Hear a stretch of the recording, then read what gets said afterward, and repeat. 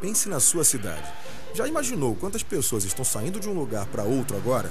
Sabia que 30% dessas viagens são feitas em carros particulares? Pense como seria se essas viagens fossem de bicicletas, de ônibus ou metrô. Então, se os automóveis carregam tão pouca gente, por que ocupam 70% das ruas da nossa cidade? Agora é lei. A rua é dos pedestres, do transporte público e das bicicletas. É hora de recuperar o espaço perdido para os automóveis por décadas. Uma via democratizada tem que ser dividida de acordo com as necessidades das pessoas. E a matemática é bem simples. Menos carros significam mais faixas exclusivas, que significam ônibus mais rápidos, mais confortáveis, sem congestionamento, chegando mais cedo em casa ou no trabalho. E não é só isso. Com um transporte público mais eficiente, as riquezas da cidade aumentam. Surgem mais áreas verdes, calçadas, ciclovias, a poluição diminui e o espaço público se torna mais sustentável. Afinal, um país desenvolvido não é onde todos usam carros, é onde todos têm garantido o direito ao transporte público de qualidade e a calçadas e ciclovias seguras. É mais tempo, mais vida para você.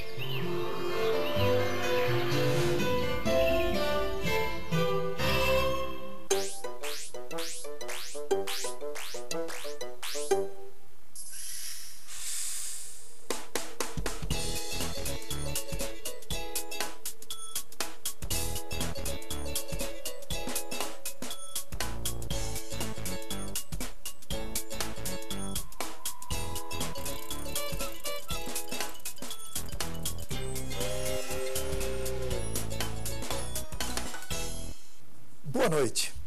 Hoje vamos conversar sobre transporte público com um dos maiores especialistas nesse tema no Brasil, Ailton Brasiliense Pires.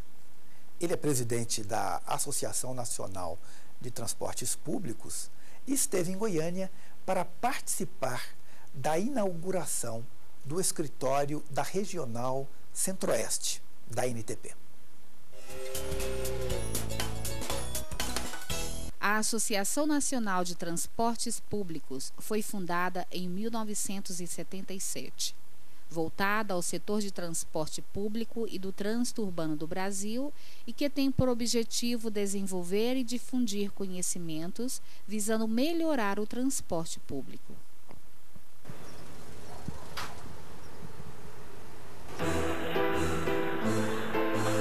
Por que está separado? Atenção, devido à presença de usuários na via, na região da estação Carrão, os trens estão circulando com velocidade reduzida e maior tempo de parada.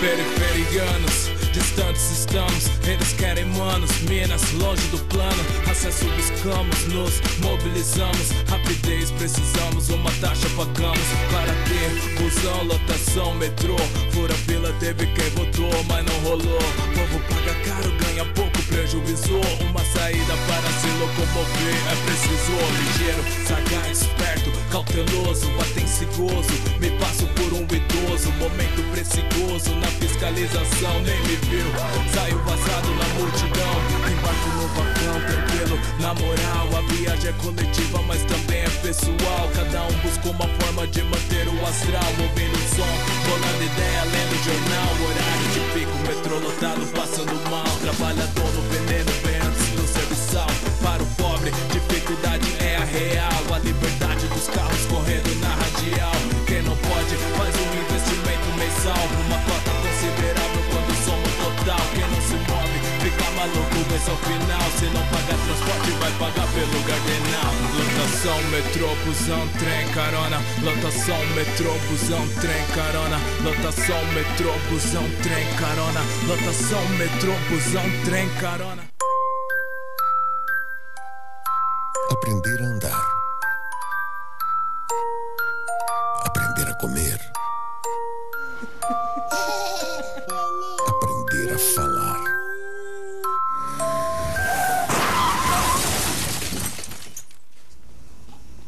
Não deixe um acidente obrigar você a reaprender.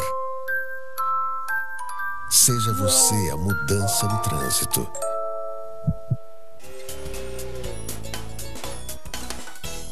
Nossa dica de leitura de hoje é o site da ANTP, www.antp.org.br. Vale a pena acessar. Não perca no próximo bloco a entrevista com Ailton Brasiliense Pires, presidente da Associação Nacional de Transporte Públicos.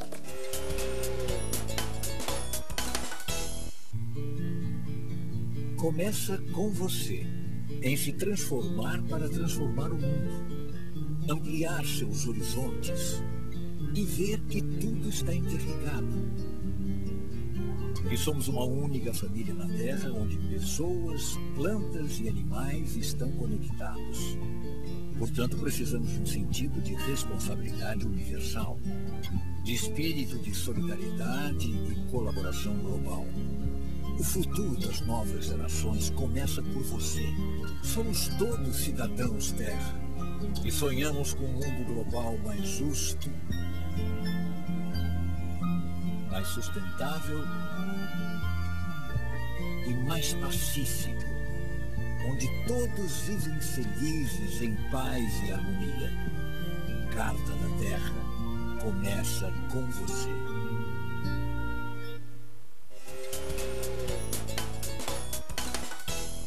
Agora, ouviremos uma entrevista com o presidente da ANTP, Ailton Brasiliense, sobre mobilidade, cidade, manifestações, sobre o futuro da mobilidade no Brasil.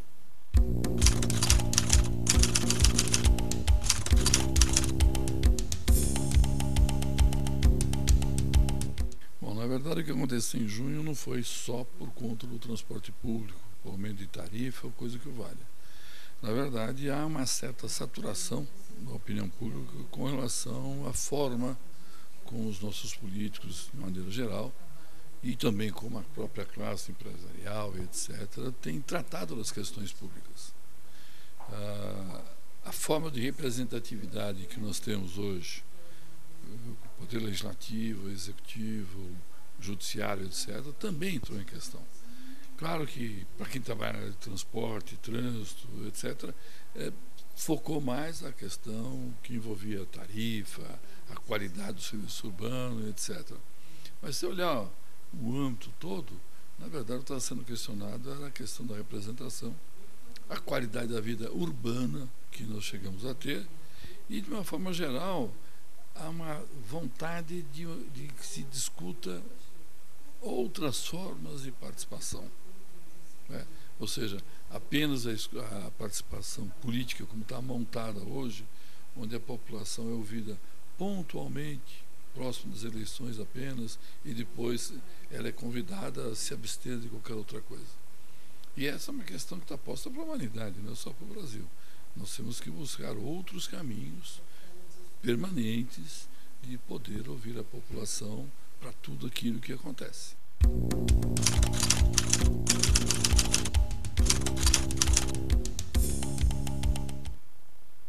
Bom, nós tivemos uma ausência de políticas urbanas no Brasil.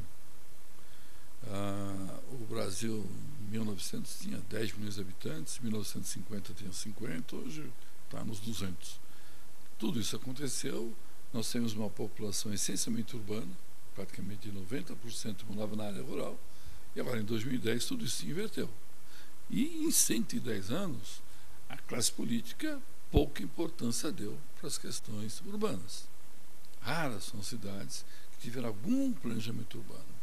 O governo federal, que não fazia as coisas devidas até 88, a partir de 88, com a nova Constituição, entendeu que não precisava fazer mais nada. E ficou mais de 20 anos olhando para o outro lado. Os governos estaduais, que têm muito a ver com a questão urbana, que os ônibus intermunicipais são deles, a habilitação de condutor é do governo do estado, a licenciamento de veículos, colocação desse veículo de forma segura nas ruas e avenidas e estradas do Brasil, é o problema do governo estadual. Os governos municipais, cabe além da questão da circulação, um planejamento urbano. É inadmissível que praticamente 99% das nossas cidades viram o crescimento / inchaço das cidades e pouco ou nada fizeram. Então você tem uma sociedade que sumariamente não deu a menor importância, entre outros assuntos, para esses. Nós estamos colhendo agora essas décadas, se você quiser, séculos, de ou falta total de entendimento, incluindo a falta de investimento.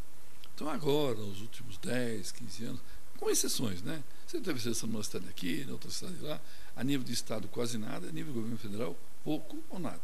Nos últimos 10, 5 anos para cá, é que começou a se entender que realmente isso tinha que ter uma importância maior. Tanto que o tal Ministério das Cidades tem 10 anos. E o Estatuto das Cidades é de 2001. Né? A Lei da Mobilidade é de 2012. Parece que nós tínhamos uma população totalmente rural até 20 anos atrás e, de repente, veio todo mundo morar nas cidades. Isso é falso. Então, a demora da classe política de enxergar prioridade nas coisas é extremamente grave. E isso explica porque nós temos um número enorme de acidentes de trânsito, um transporte público normalmente desqualificado no Brasil todo. Claro que tem exceções, mas são exceções.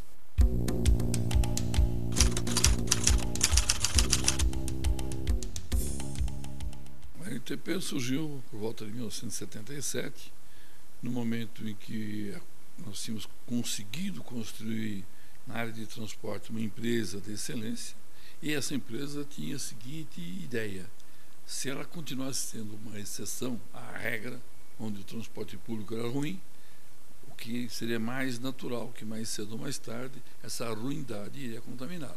Então, uma forma de se defender foi tentar se juntar a outros organismos de transporte, trânsito e das questões urbanas para, em primeiro lugar, defender as teses mínimas. Segunda, divulgar aquilo que estava sendo feito no Brasil, que tem algumas coisas que são de excelente qualidade. E terceiro, começar a fazer propostas, né, de projetos de lei, e além disso você poder atrair mais gente da área universitária, de sindicatos de trabalhadores, de empresas públicas, empresas privadas, para que se juntasse a nós e viesse discutir propostas de encaminhamento que a gente poderia levar para o poder legislativo ou para o poder executivo. Então esse é um papel que a NTP está exercendo há 36 anos. Óbvio que ela não está sozinha, ela tem associados, além dos associados ela conta com uma parte da mídia e com uma parte da sociedade que também enxerga as mesmas coisas, e isso tem nos ajudado muito.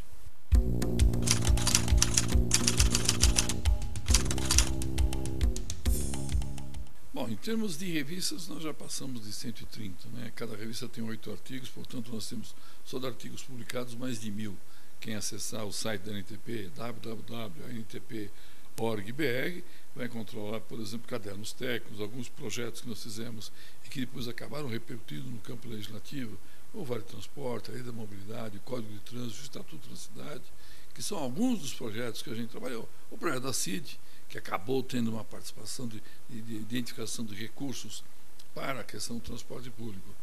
Nós temos procurado acompanhar, né, em Brasília, principalmente em Brasília, quando saem os mandamentos federais, mas também nas Assembleias Legislativas e nas câmaras municipais, juntamente com os secretários municipais de transporte e trânsito, com quem nós temos mais de 80 reuniões realizadas nesses 20 anos, algumas reuniões em fóruns regionais, como São Paulo, Minas, Rio Grande do Sul, Paraná, e agora estamos aqui em Goiás com esse mesmo objetivo, tentando fazer com que não se tente reinventar a roda, não se precise reinventar a roda, né?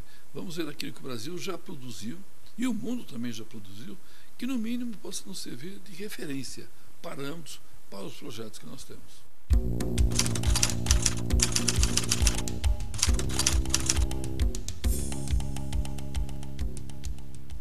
Nós temos uma série muito longa de cursos, né? Cursos de duração de 1 semana, 2 semanas, 1 mês, até mesmo de ano. E não só para quem está na área pública, como também está na faixa da escola média, né? Às vezes nós diretamente e nós através de outras entidades. Por exemplo, aqui em Goiás, a Escola Técnica Federal de Goiás tem um curso sobre mobilidade. Tem os capítulos urbanos, a questão de transporte, de trânsito. Temos também isso em alguns outros estados. O estado de São Paulo tem um centro específico para diversos cursos, um deles é esse. O último que a gente lançou é um curso sobre a gestão da mobilidade. Nós estamos agora em agosto, chegamos a quase 300 alunos em 4 meses, esperamos alcançar 600. É um curso que dura 1 mês, tem uma possibilidade de 400 horas, mas esse é diferente dos anteriores. Se trata de um modelo, de um método que é ensino à distância. Um módulo de 30 horas, ele é monitorado, tem um tutor, onde há uma relação bionívoca entre aluno e tutor o tempo todo, e esse tutor procura fazer com que as pessoas desse grupo interajam entre si. E isso tem sido extremamente rico. Nós temos uma página na internet, lá no nosso site. Se você acessar lá, nós temos os textos escritos por essas pessoas, né? Nós temos mais ou menos 50 textos desses quase 300 alunos. E ao longo do ano que vem nós vamos continuar estimulando para que os 600 novos usam também outros textos. E mais uma questão, ano que vem nós estamos fechando a ideia de um novo curso, que nós vamos lançar provavelmente no segundo semestre, que deverá ser um tipo de um nível 2 em relação a isso aqui.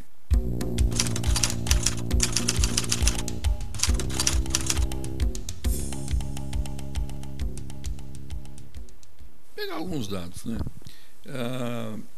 O Brasil hoje tem 200 milhões de habitantes, a expectativa do IBGE é que nos próximos anos a gente ganhe mais 30 milhões de habitantes. Dificilmente esses 30 milhões de habitantes adicionais vão viver exatamente nas cidades maiores. Muito provavelmente vão viver nas cidades satélites dessa, que são exatamente essas que você falou. Cidade de 5, 10, 15 mil habitantes, que tem uma boa qualidade de vida, e é preferível o cidadão morar ali, ele pega o carro, anda 10, 15 minutos e chega no seu emprego. O que acontece hoje nas cidades com mais de 200 mil habitantes do Brasil, que é congestionamento, poluição, acidente de trânsito, quem tem transporte público acaba tendo uma tarifa aumentada por conta da falta de transporte público, é uma questão que o prefeito de cidades chamadas menores, mas menor em tamanho, não em qualidade de vida, portanto até um potencial para atrair, que ela repense duas questões. Primeiro, que trânsito ocorre em cidade de qualquer tamanho. Tem ela 1.000 habitantes, 10 mil, 100 mil, 1 milhão, ela tem que ter uma prioridade. As pessoas têm que estar conscientes do que significa morar numa cidade ou nas cidades, onde um país que tinha até 10 anos atrás uma frota de pouco mais de 30 milhões de veículos, por volta de 35, em 10 anos nós dobramos. E a expectativa é de que nos próximos 10 anos, a frota atual está aí na faixa de 70 milhões, a gente chega a 100 milhões. Nas cidades grandes, a frota já é mais ou menos essa mesma. Ninguém vai ter 8 carros. O cara vai trocar o carro atual por um carro mais novo, mas a frota de circulação é a mesma. Essas cidades menores, essas é que vão ter um aumento de frota.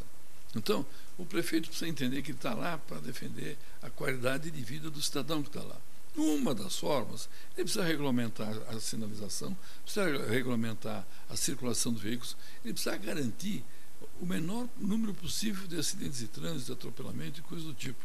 O acidente de trânsito não ocorre só em cidade grande. O Brasil, infelizmente, matou no passado 45 mil pessoas, feriu mais de 400 mil. Esses números estão distribuídos no país inteiro. Então, a questão do trânsito, a questão da redução dos acidentes, deve ser uma bandeira de qualquer prefeito, qualquer que seja o tamanho dela. Se ele pensar que já está na hora de pensar no transporte público, não é simplesmente jogar uma linha de ônibus lá e ver o que acontece.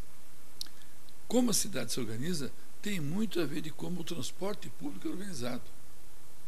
Então, o que você vai ter dentro em breve no Brasil, um país com dentro de 10, 15 anos, uma população de 230 milhões de habitantes, nós vamos ter uma frota maior, talvez falta de administração nessas cidades que nós estamos contando, e provavelmente o número de acidentes de trânsito vai ter um crescimento muito maior nessa do que nas maiores. Que nas maiores, de uma certa forma, vai criando uma cultura. Nessas, que você não criar cultura, é onde você deve ter o maior número de problemas.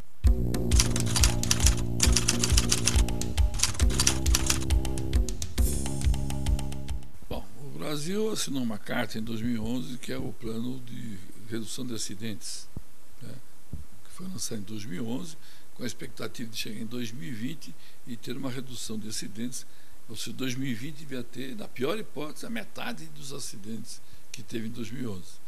O carro está na nossa cultura há mais de 100 anos, e o que nós vimos é o seguinte: em 2011 nós tivemos quase 40 mil pessoas mortas, hoje tivemos 45. Ou seja, não assimilamos nada com relação ao trânsito.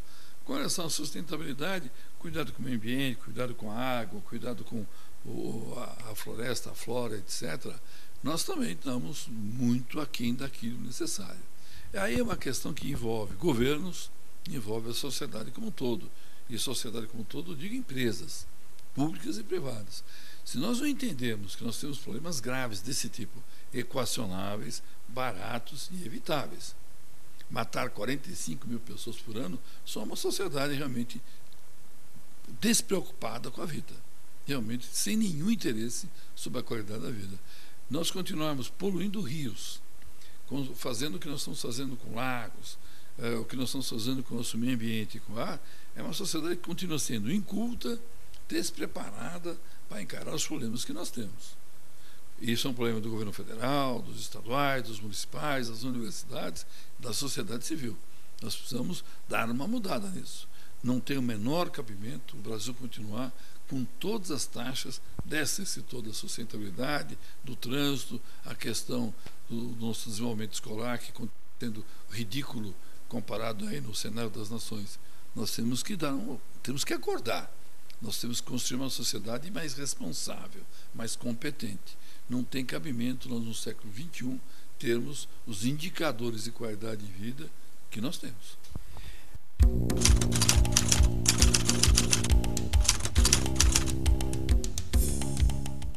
Eu acho que um dos pontos mais importantes foi isso que você acabou de levantar. Um país que não tem calçadas não respeita ninguém.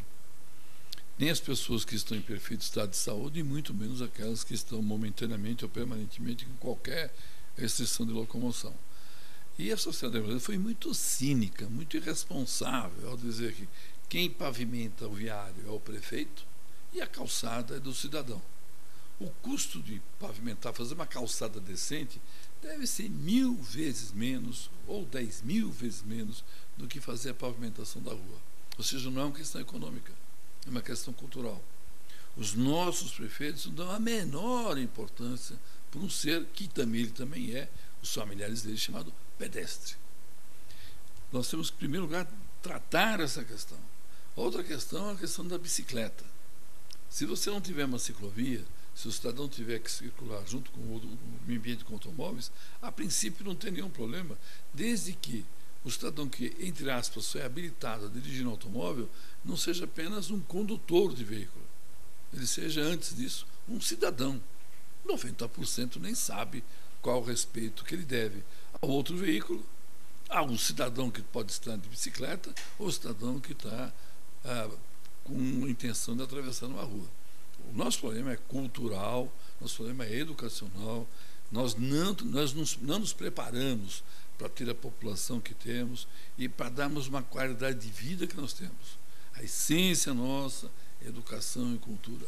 O que foi tratado como o 15º item numa escala que vai do governo federal aos municípios, do poder público, o legislativo, que muito pouco se interessa por isso, o judiciário, que faz de conta que não é com ele, e com a sociedade como um todo, onde cada um acha que se ele resolver o problema dele e do filho dele, as coisas estão resolvidas. É uma visão extremamente míope. Não é assim que se constrói um país.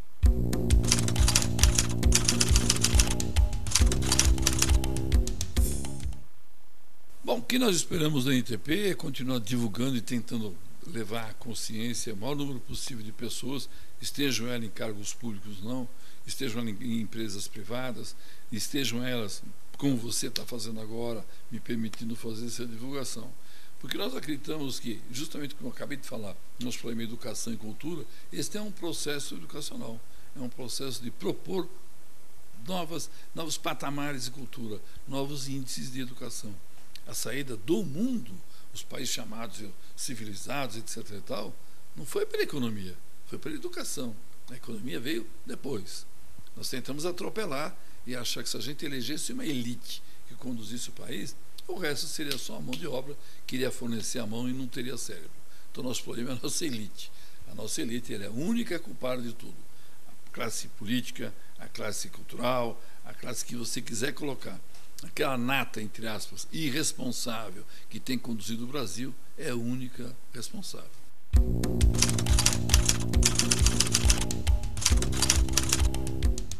Bom, sou paulistano, nasci em 46, estudei em escola pública o tempo todo, menos o curso superior. Fiz 2 cursos superiores, um de matemática, outro de engenharia elétrica. Comecei trabalhando na área, na empresa que distribui energia elétrica em São Paulo, a Light. Depois eu acabei me apaixonando pelo transporte, que é a Companhia do Metrô de São Paulo. Depois eu fui para a Companhia de Engenharia de Tráfego de São Paulo, fui diretor do Departamento de Operações do Sistema Viário da Prefeitura, fui presidente da Companhia de Engenharia de Tráfego. Eu fui assessor do processo de revisão, tanto na Câmara como no Senado, por parte da Frente Nacional de Prefeitos e do Fórum dos Secretários de Transporte. Depois acabei sendo diretor do Departamento Nacional de Trânsito, presidente do Conselho Nacional de Trânsito. Na NTP, que ela tem 36 anos, eu estou lá há 30. Né? Então, eu tenho acreditado nessas questões que envolvem cidade, que envolvem envolvimento das pessoas, e continuo acreditando que o Brasil irá para onde a média das pessoas quiserem. Nós estamos cansados de sermos dirigidos por uma elite que não tem responsabilidade sobre essa condução.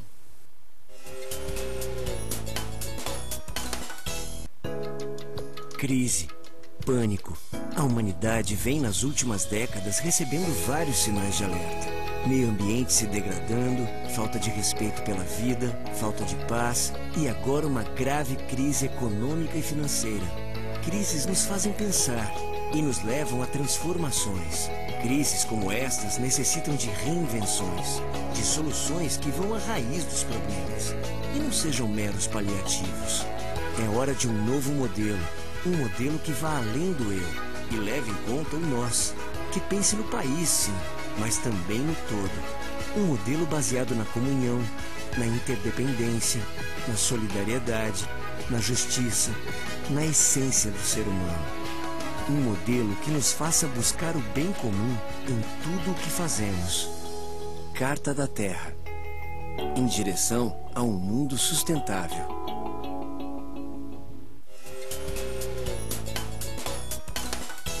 A NTP ela avança de forma mais pragmática nesse momento em que nós vivenciamos uma crise gravíssima nas políticas públicas de mobilidade no Brasil. Ela passa a coordenar cada vez mais diagnósticos, estudos e que vão nos permitir, sem sombra de dúvidas, avançar no processo de definição de estratégias, de aprofundamento de pesquisas, de diagnósticos, para que nós possamos oferecer o nosso pensamento para o poder público, organizando e mobilizando a população de sorte a defender e repercutir, multiplicar esses conceitos que são tão caros para a qualidade de vida das pessoas.